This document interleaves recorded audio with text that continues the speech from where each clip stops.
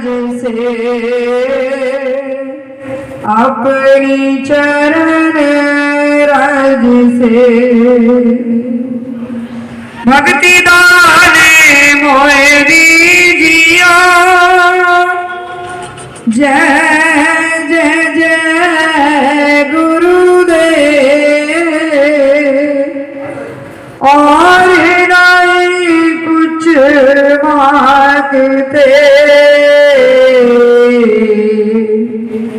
बख्शो अपनी से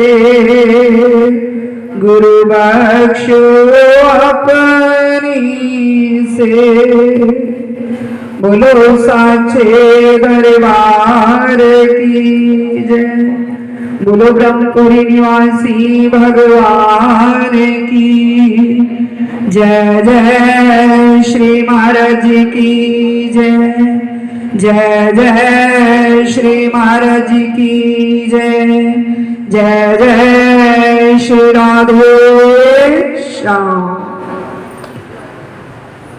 आज बड़ा सुनहरा दिन सुहाना दिन हम सभी के लिए प्रभु अवतार लेकर इस धरा पर आए। इस धरा पर आकर सबका उद्धार किया सुधार किया संसार से बेड़ा पार किया। उस वक्त भी और इस वक्त भी जब द्वापर में आए तो कैसी कैसी लीला दिखाई प्रभु श्याम ने। सभी संतों से अर्ज जहां जगह मिल जाए वहीं बैठ जाइए और सभी से ये प्रार्थना कि अपनी वाणी को विराम दीजिए। अपनी वाणी को सब विराम देंगे। जो शब्द गुरुदेव जी चाहेंगे ले आएंगे आपके समक्ष और हम सब ने श्रवण करने हैं। इस संसार के अंदर वैसे तो फुर्सत मिलती नहीं, थोड़े से ही उपकार करते हैं गुरुदेव जी हम सभी के लिए। हमारे श्री गुरु महाराज जी अपने सुंदर शब्दों के अंदर फरमाया करते, सब पंजाबी बहनें बैठी हैं, भक्तजन बैठे हैं। बेड़ी पूरते गुरांदियां संगता सबब नाल होण कठियां। सबब कोई होता है। आज जन्माष्टमी पर्व है तो आप सभी आए, नहीं तो कल आए थे कोई आप नहीं आए ना। आज इनका प्रकट्य दिवस है तो हम सभी आए। इन्होंने हमारे भागों को जगाया। बोले श्याम प्यारे की।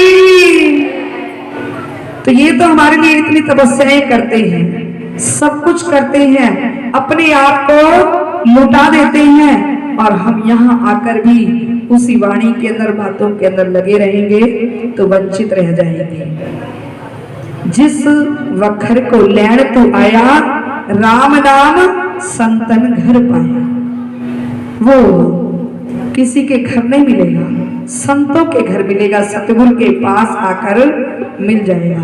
तो आइए इस पर्व को मनाने आए हैं। सबसे पहले तो हम श्री गुरु महाराज जी और प्यारे श्री महाराज जी की ओर से हमारे बड़े भ्राता श्री राजू जी जुनेजा दिल्ली में अनेजा जी हैं और यहाँ देखिए गुरुदेव की कृपा यहाँ जुनेजा जी मिल गए हैं। सबब कितना अच्छा है। उनका स्वागत है गुरुदेव जी के चरणों में जो सब अपनी टीम को लेकर आए हैं।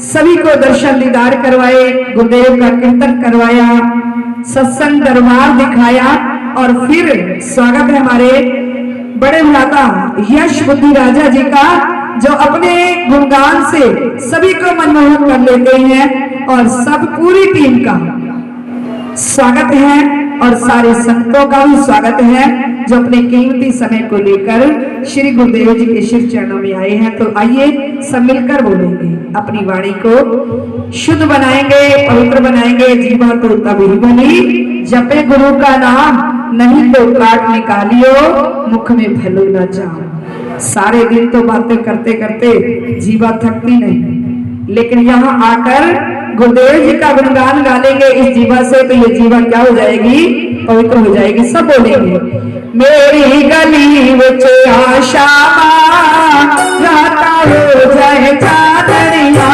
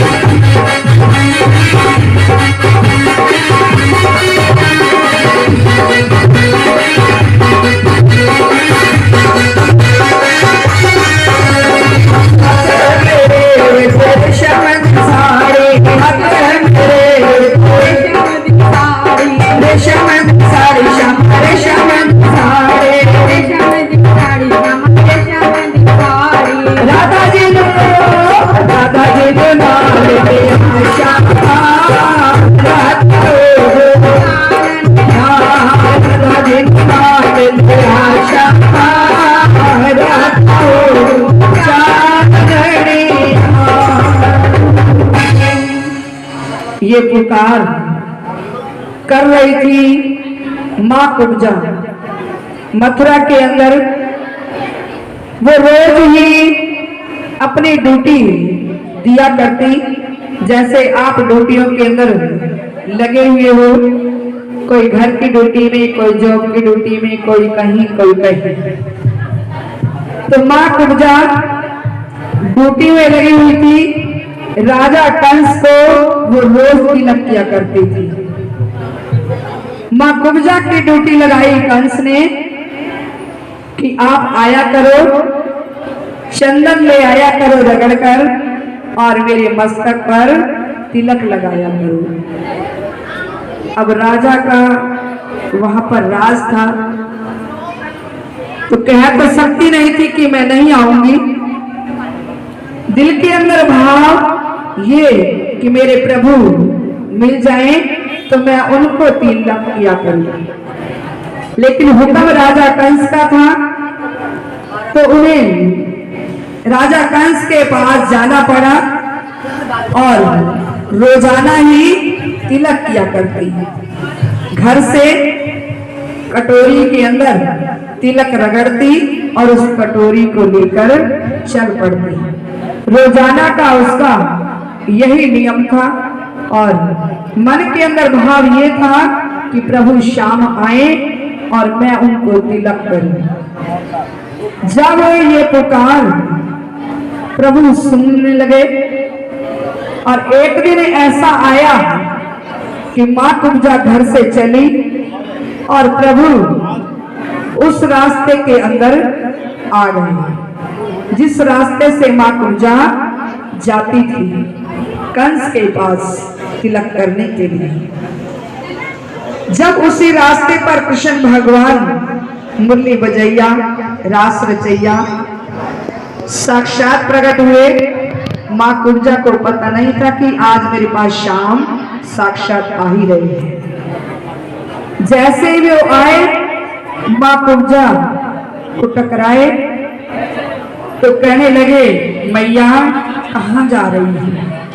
कुब्जा कहती है मैं अपनी बेटी को बजाने जा रही हूँ, करने जा रही हूँ। तो जैसे ही भगवान ने देखा तो भगवान कहते हैं मैया ये तिलक मुझे कर दो। कहने लगी नहीं, मैं अपनी ड्यूटी पर हूँ, अगर मैंने ये ड्यूटी आज नहीं की तो फिर मुझे राजन नाराज होगी, गुस्सा करेंगे और मेरा इंतजार कर रहे हैं, मुझे जाने दो। भगवान कहते हैं मैं नहीं जाने दूंगा। अब माँ कुब्जा को पता नहीं कि वही भगवान है। वो बार बार मना करती है और भगवान बार बार कहते हैं। तो जैसे ही कुब्जा ने मना किया भगवान ने उसका हाथ पकड़ लिया। जिसका हाथ प्रभु के हाथ में हो तो वो कैसे इस संसार के अंदर चक्कर खा सकता है, उसके सारे चक्कर खत्म हो जाते हैं।